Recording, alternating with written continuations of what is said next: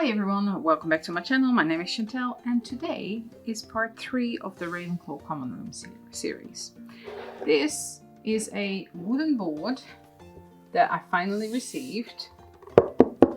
It is solid wood and this is going to be the base of the Ravenclaw Common Room. It is 16 by 20 inches, so quite large, and today I'm going to try and plan out the ground floor, and I'll also show you the fan blades that I received today. I am always looking for these things, so I finally found an Australian supplier that has them. These are the fan blades I'm going to use for the spiral staircase, and I think I'm actually going to use this small part rather than the large part because this has a complete pattern on it. It's not interrupted by one of these things, so I think I'm just going to use that. And then I want to double them, and that is one thread. But we'll get to that later. So I ordered 10 just for future projects as well. I need to measure out this part and see what is going to happen with the alcoves. I'm going to do that first. You can hardly see it, but I've drawn a line in the middle with my big ruler and with a compass. I want to try and make that circle and see if I can get it that big. Probably not. This needs to be a circle. So I probably need to grab a plate of some description and then draw that half circle there. It's a large circle, so I've tied some string to a pencil, and now I can place it anywhere I want, hold it with my finger and draw a circle like that. I just need to figure out where I want the wall to start, how large I want that alcove to be. Something like that. I think I will just put a straight wall next to it and then build that up from there. But yes, I'm pretty happy with that. So I hope you can see it. It's probably not even focusing, but it's there. That's the alcoves. That's where the library is going to sit. I need to find what kind of circle round I want there. That will do. Going to put this on a separate sheet of paper as well, just because I don't want to lose that measurement. Here we go. Got that sorted out. It looks like a bear now. You can't really see it on camera, but it looks like a bear with 2 ears. Now I need to figure out how high it needs to be, and then I'll be back with you all. So I did some calculations, and a standard room height is 2.7 meters. I want the Ravenclaw Common Room to be 3.2 meters, just a little bit taller than your standard room size.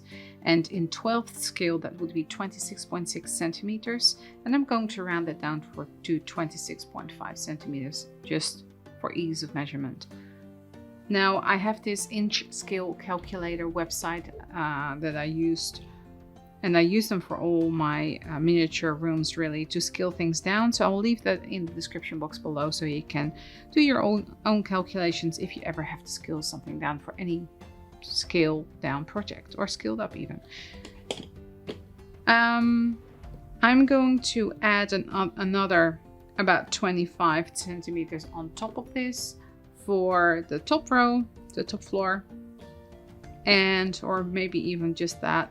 So twice this height for the outside walls, which I'm going to cut out of foam. Well, you can't really see it, but the walls are in. Well, not attached yet, of course. They're just held against the wooden board with my 1, 2, 3 blocks. So what I ended up with was 53 centimeters in height. And this board is 40.6 centimeters by 57 centimeters, so 16 by 20 inch. I am very reluctant to put anything together just yet. So what I first want to do is want to make a window at the back, 2 windows at the sides, and go from there. Probably map out the windows in the corners as well, because there need to be a lot of windows in this thing. So let's take it from there and see how we can map out these windows here. They should be this is where the arch ends, so they should be somewhere here, and then this one should be in the middle there. I do have some die cuts for that, so let me just grab those. So a shop here in Australia called the Dusty Attic has these, what do you call them? This is a Gothic arch, and this is church windows. And I really like the shape of these to probably be on the side, or maybe even these ones. I'll have to look what I want to do there.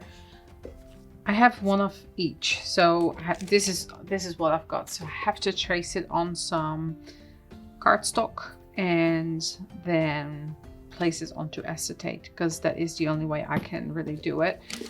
But I really like the shape of these. However, this is going to be tricky with the circles there. And then I do have these. It's probably going to be something more simple like this, but I can put some columns there. So we'll see how it all pans out. But I think I might just go with this and then cut that out and make it elongate that. But I don't have to reinvent the wheel because this is already done for me, really. But yeah, I still need to cut it out myself, but that's okay. This will be very hard to see on camera, but I think you can see it. So I've mapped out where the landing will be. So it's 2 centimeters from the bottom, because that is where the board will be, and then 26 centimeters up. 26.5 is what the floor should be, so 26 is the height now, plus a half for the floor that will be there, and then the rest is it should be around 26 as well. It's 20, well, it will be 24.5, which is fine.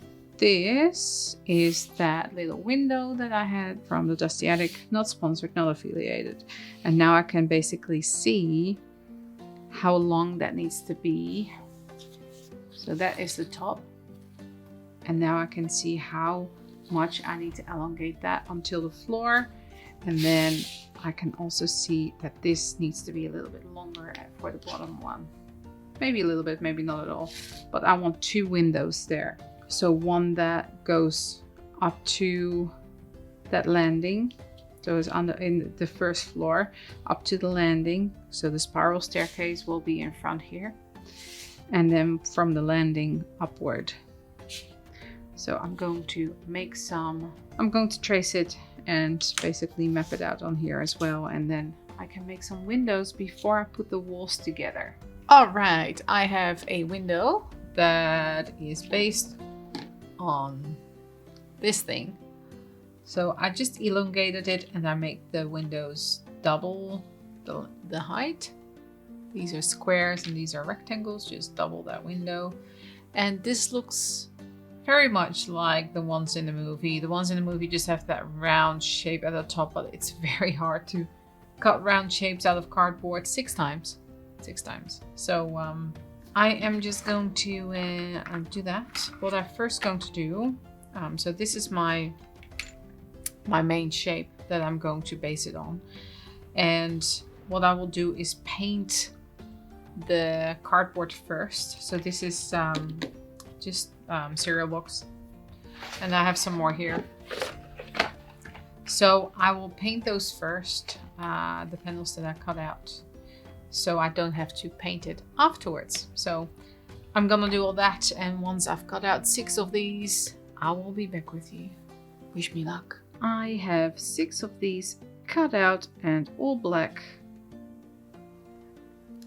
It might be a little bit shiny because I touched up the insides with a marker, which is a Faber-Castell Pit Artist pen, which is Black India ink, and I use this for a lot of stuff. It's frayed, so make sure that if you do this, to not use a marker that you're attached to, because it will fray. So it's 6. This is number 6. So now with some of this bronze acrylic paint, I want to go over the frames and make sure that they are actually bronze. So let's do that. And then I'm going to measure out on the boards where the windows need to go. And I'm going to cut that out and then cut a frame around these so that it overlaps slightly. And then in front of here and here, I'm going to acetate, and that part is going to go inside the window cutout. And around that on the outside will be that frame. Let's do it.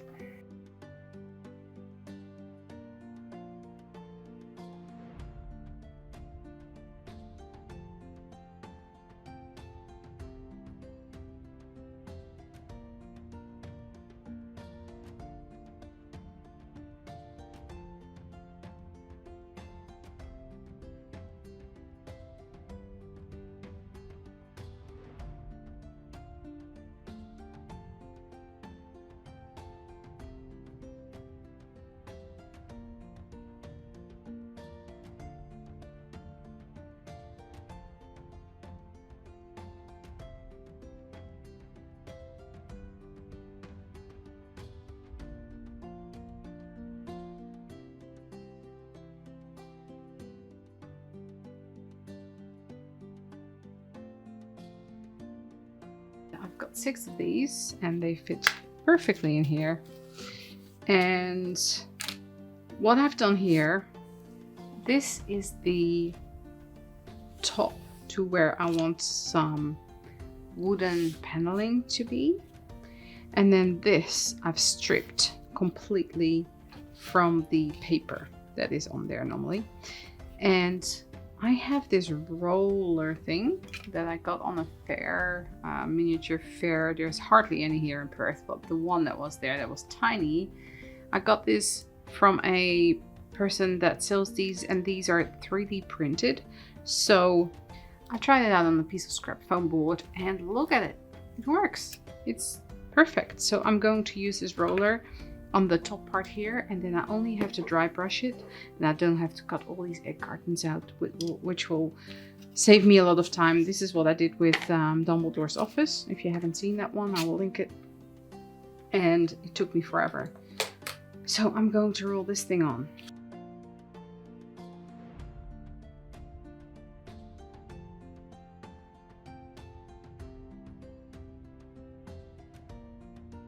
I'm so happy with this. Look at that. Look at that. How easy was that? Unfortunately, I have no idea which company this was, but I'm so thrilled with this. So happy with this.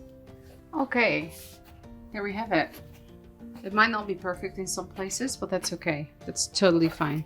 Totally fine. I'm so happy with this. This is the fastest I've ever done something like this. So I'm just gonna dry brush it when the time comes. And I'm going to do the same with these 2 panels. So these are the 2 side panels. So the landing will be around there. So the paneling stops and then this starts, and then there will be the landing, and then the wall continues up. I think I'm gonna make the wall white, and then the grout will be black, of course. This one from about 4 centimeters, is it 4 centimeters in, I think, I'm going to add the window, because this is where the curve starts. So I'm going to do that off camera. It's basically the same as this, and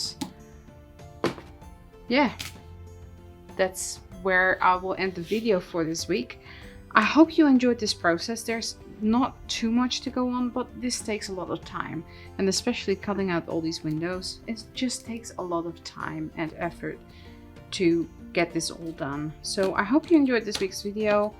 Let me know what your thoughts are in the description box below, not in the description box, in the comments section down below.